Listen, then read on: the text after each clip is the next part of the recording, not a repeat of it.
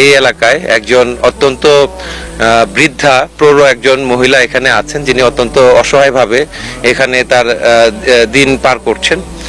তো এই নিউজটা দেখার পরে আমরা আমাদের তথ্য সংগ্রহ করি এবং খোঁজ নিয়ে জানি যে না, আসলে উনি অত্যন্ত কষ্টের মধ্যে এখানে আছেন। তো তাকে অ্যাড্রেস করার জন্য আমরা তার জন্য সামনে যেহেতু ঈদ, আমরা কিছু ঈদের উপহার সাথে করে আমরা নিয়ে আসছি। পাশাপাশি সে যেন একটু বিশ্রাম করতে পারে, একটু তোষক বালিশ চাদর থেকে শুরু করে কিছু রসদ সামগ্রী এবং ওষুধপত্র আমরা তার জন্য নিয়ে আসছি। এছাড়াও তার পরিবারের জন্য আমরা একটি মাদি ছাগল নিয়ে আসছি, যেন তারা সামনের দিনগুলোতে ভালোভাবে তারা অতিবাহিত করতে পারে।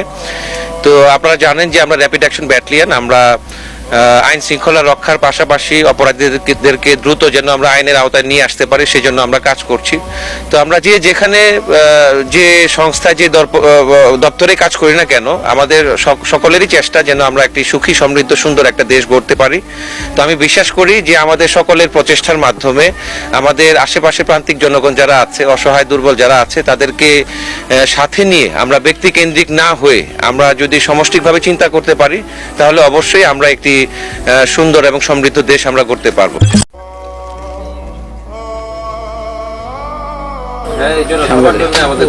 এই এলাকায় একজন অত্যন্ত বৃদ্ধ